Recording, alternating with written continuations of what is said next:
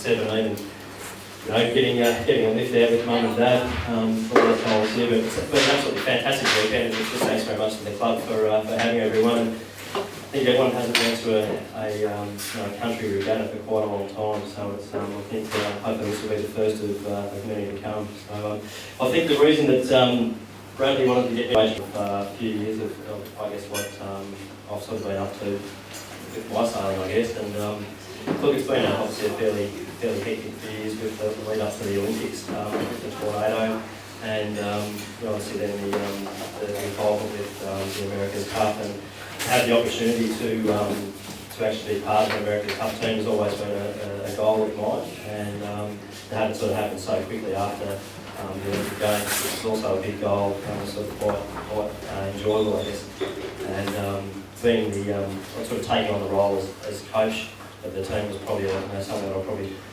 had to bite off pretty big and shoot pretty hard and fast for the first little bit, but it was certainly an experience that I'll never forget. And to work with the sailing team that had all come off my whole background and basically try and upskill them into multi-hulls was a great challenge, and to deal with some of the best designers and aeronautical engineers and structural engineers in the world to basically put together a boat that had obviously never ever been done before was great to be involved with. And just to give you a little bit of background on the boat, essentially there'd been big multi-hulls built before, but never to the scale of what both the Lindy, the Swiss team, and what BMW Oracle, the American team, had ever done. And there'd been some round the world boats made, but they were 2 or 3 times heavier than what these race boats were designed for this one-off gift match between the two teams. So just to give you a scale of the boat, the hulls of the boat were basically 115 feet long on Oracle and about 107 feet long on the Lindy. You imagine 2 tennis courts sort of put side by side, that was basically the width of the boat. So the wing that Oracle used at the end of after the soft sail, when it was decided that we were going to put a wing on the boat, was basically designed that for the half the surface area, it would actually put out twice the amount of thrust in the whole sail package of the main and the jib on the boat. So it was quite a big haul to go with that, but it was basically the biggest wing that had ever been produced in the world. It's 14 metres longer than what a Airbus 380 wing is, so if that's what gives you some sort of scale of what the wing was. But the main spar that actually structurally supported the wing, I can actually walk, when I'm on the side, I could walk down the inside of that without having to duck the head. So I know that's what I'm saying, it's very tall. Give you some idea of the structural side of it. Basically, it was the whole boat really only weighed about 15 tonnes, which sort of you say, well, gee, that's a lot. But for a boat of that size, just to give you some correlation back to what the 5 America's Cup boat was, just the bowl on an America's Cup boat alone weighed about 24 tonnes. So the whole boat was essentially about 8 or 9 or 10 tonnes lighter than just the bowl on an old Cup boat. So obviously the performance was pretty amazing between the 2 boats. It was they weren't designed to sort of do lots of tacks and lots of jives. It was a real sort of technology race between the two boats. The Swiss obviously with the catamaran concept, and Oracle with the trimaran concept. And essentially the trimaran was really just a catamaran with the centre hull was really just a structural I-beam basically that actually took the load of the rig. So the boat was actually designed to always sail on one hull. So once the French guys that originally designed the boat sort of got, I guess, slightly overtaken by the rest of the designers in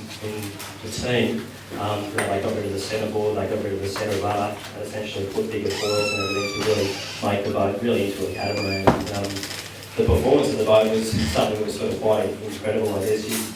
Even on today, sort of ripping up wind on the A-class, you think you're going pretty fast, doing maybe sort of 10 or 11 knots upwind, but the big boats would do between 24 and 28 knots upwind, in only about 17 or 18 knots of breeze, and high 30s to low 40s reaching downwind. So essentially, the pace of the boat was such that the sails were actually, and the wing were trimmed pretty much the same downwind as they were upwind. So on the photos you see of the boats, it's actually quite hard to tell what angle of sail they're actually doing. But the race was run and won. There was 2 races. That at the end of the day, for basically a 3-year build-up and a lot of court cases, and rigmarole, I think some of the budgets have been sort of talked around 450 to $500 million for the campaign costs for those 2 races. So as far as bang for your buck goes, it's not real good. But it was a fantastic project to be involved in, and obviously to be part of a winning team was wonderful. And I think with the future format of the America's Cup, what Larry Ellison was looking for, being the actual owner of BMW Oracle, I think he's the 4th richest guy in the world at the moment. He's basically really wanting to make the next event a fantastic event, both media-wise and also publicity-wise. So the format for the next racing, instead of being 20-mile leads and 13-mile triangles, will actually be probably 2 or 3-mile beats with upwind, downwind courses with 72-foot catamarans. So they'll actually be wing-sail catamarans, and it's basically a box rule, so it's not really locked in. There's quite a lot of freedom, but the boats will be a lot closer in design and speed. So next year there's a 45-foot version of the Cup boats, which Oracle are getting produced in New Zealand at the moment. And they'll be basically starting off a circuit around June. They'll be just like little versions of the big ones. So they'll be wings, they'll have jibs, code zeros and Genesis. And basically they'll be designed to sort of sail the same as what the big boats are, from 5 knots through to 30 knots is the design criteria. So with the bigger boats, the 72-footers, they'll actually be coming online on the water, I think, on the 1st of January 2011. And basically the boats will have 2 sizes of the wing, and that'll be stipulated by the race committee which wing you actually have to put in for the day to go racing. So it'll be logistically a bit of a nightmare. Wings essentially are just probably the most painful things to actually look after, get up and down. And with the Oracle boat, we were actually based in Valencia, obviously just before the Cup, and in San Diego previously we sort of sea breeze and the wind would die off, and you could come and park the boat on the mooring and we basically blast out overnight, which was quite easy to look after the boat. In Valencia it was pretty dynamic weather systems like we have here, and one night we were there, there was a bit of a sort of a breeze came through, and we ended up having over 30 knots at the top of the rig, and the boat on the mooring actually had 2 450 horsepower power boats pulling it backwards on the mooring, with the thing actually flying in the hull on the mooring going forwards and backwards. So you can imagine all the team there sort of trying to keep it. I was like a crazy animal, it's like an absolute crazy animal on a leash that just wanted to get off. And after that we just sort of thought, we just want to put this thing over so we can put this bloody wing in the shed and never see it again.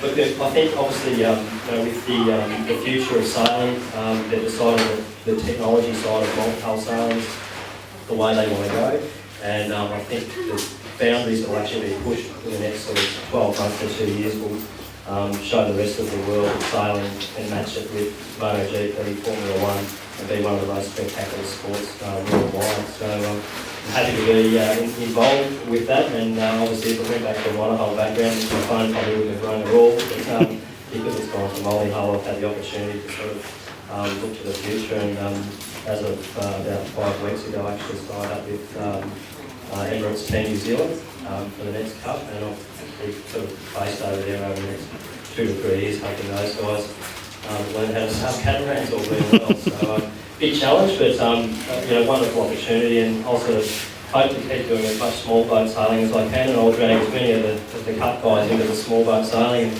hopefully next year when the regatta's on here I'll be able to grab a few of those guys, bring them over, and they can enjoy some of the hospitality and the lovely red wine. Thanks, brother.